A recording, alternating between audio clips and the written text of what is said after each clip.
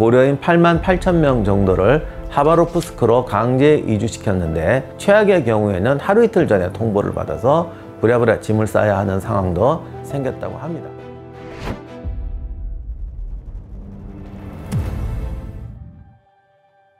우리나라 사람들이 러시아로 이주하기 시작한 것은 1863년으로 농민 13세대가 한겨울 밤에 얼어붙은 두만강을 건너서 우스리강 유역에 정착했습니다.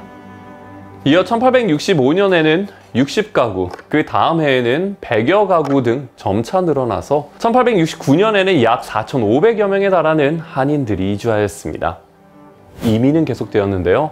거의 농업 이민이었으나 항일 독립운동가들의 망명 이민도 있었습니다.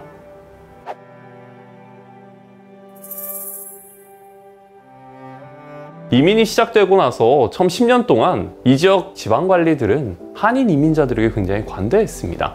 이들이 거의 황무지와 같은 땅을 개간하고 소작인, 임차인 또는 농업 노동자로서 농업 생산에 필요한 값싼 노동력을 제공했기 때문이죠. 우리나라는 러시아와 1884년에 조로소 통상조약을 체결하게 되는데요. 러시아에 거주하는 한인의 법적 지위와 이를 통제할 수 있는 근거를 마련했습니다. 한인에 의한 개발은 이후에도 계속 추진되어 1917년 10월 혁명이 일어난 쯤 러시아에 거주하는 한인의 수는 약 10만 명 가량으로 증가했습니다. 이 중 8만 1,825명이 연해주 지역에 거주했고, 이 수는 연해주 전체 인구의 3분의 1에 해당하는 인구였습니다.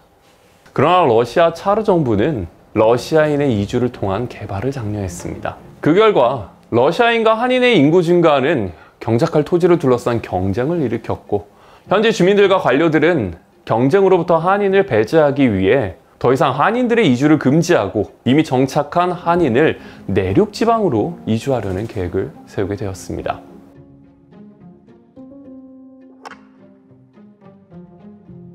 (30년대에는) 고려인 8만 8천 명 정도를 하바롭스크로 강제 이주시켰는데, 이조차도 겨우 20일 전에 통보했다고 합니다. 최악의 경우에는 하루 이틀 전에 통보를 받아서 부랴부랴 짐을 싸야 하는 상황도 생겼다고 합니다.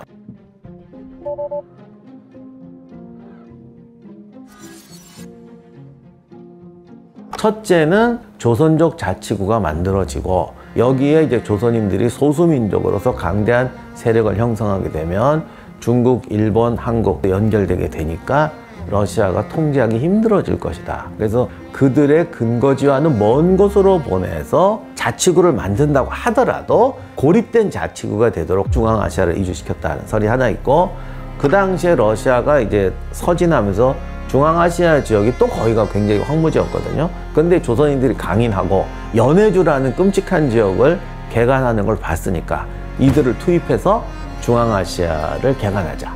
스탈린을 포함한 소련 중앙정부는 일본과 긴장관계가 확대되는 걸 굉장히 꺼려했었는데요.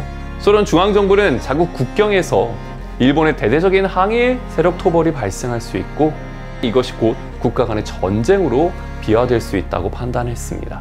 항일운동의 경제적, 인적 바탕이 되고 있는 극동 연해주의 고려인들을 중앙아시아로 강제 이주시킴으로써 일본과의 국경 긴장 문제를 해결하고, 더 나아가서 소련과 일본의 중립조약을 맺기 위한 사전적 조치로서 1937년 고려인 강제 이주를 결정하고 진행했던 것이죠.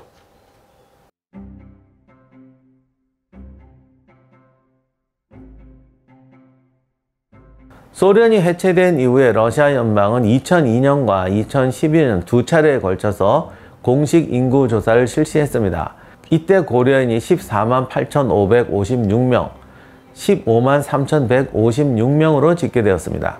여기에는 사할린에서 이주해온 한인분들도 포함됩니다. 2014년에 우크라이나의 크림 지역이 러시아로 재편입되었습니다. 여기에도 고려인분들이 한 3,000명 정도 있었기 때문에 대략 지금 모두 합하면 16만 명 정도로 추산됩니다. 예를 들면 카자흐스탄의 우슈토베 같은 경우는 1년 중 절반이 평균 기온이 영하 40도에 달하는 극한의 날씨입니다. 현재 이곳에서 고려인 500가구 3,000여 명이 살고 있는데요. 200만 원짜리 가스보일러를 마련할 돈이 없다 보니까 한 가구를 빼고는 모두 석탄난로를 이용할 정도로 열악하다고 합니다. 2022년에 러시아가 우크라이나를 침공했을 때 고려인에 대한 부정적인 시선이 늘어났습니다. 러시아어를 쓴다는 이유로 우크라이나 침공에 대해 책임져라, 한국을 떠나라 라는 악플이 비일비재했다고 합니다. 이 여파로 본인이 고려인이라는 사실을 밝히는 일이 걱정된다는 사람도 늘었습니다. 같은 해 이태원 압사 사고 때도 마찬가지였는데요. 고려인 희생자의 시신 운송 비용이 성금으로 전달되자 불법 체류자에게 무슨 보상이냐는 악플이 달렸다고 합니다. 사람들이 불법 체류자라고 알고 있는 이유는 바로 비자 때문입니다. 우리 정부는 러시아를 제외한 중앙아시아 11개국 출신 60세 미만 고려인에게는 재외동포 비자인 F4 비자를 제한하고 있습니다. 현행 재외동포법에 따르면 고려인 3세까지는 재외동포로 분류되어 장기 체류가 인정이 됩니다. 그런데 4세부터는 외국인으로 분류되어 체류 지위가 불안정해집니다. 일부 지자체에서는 고려인 동포의 안정적 정착을 위한 지원 정책을 실시하고 있는데요. 한국 사회는 고려인의 정체성을 인정하고 있으며 일부 법적 지위와 지원 정책이 마련되어 있습니다. 그러나 고려인 4세 이후의 체류 지위 문제 등 개선이 필요한 부분도 있습니다. 고려인 동포에 대한 한국 사회의 포용성을 높이기 위한 노력이 앞으로 계속 지속되어야 할 것입니다. 그러니까 우리가 역사라는 건 그분들이 왜 거기가 살게 되었는지, 그리고 그들과 우리의 연결점 무엇인지, 그것이 법적인 것으로 연결되는 것도 있지만 역사적인 것과 현실적인 것으로 연결되는 것도 있는데, 비록 그들이 국적이 러시아 분들이라고 하더라도 러시아에 있는 한인 민족 사회인 것이죠. 그렇기 때문에 그분들이 왜 러시아 국적을 취득하게 됐는지, 러시아 땅에 가서 살게 됐는지 이해하고 우리와 인종적인 공통성, 역사적인 공통성, 서로의 미래에 어떻게 도움이 되는 관계인지 이런 부분에서 마음을 열고 대화하고 서로 협력하는 게 필요하다고 생각합니다.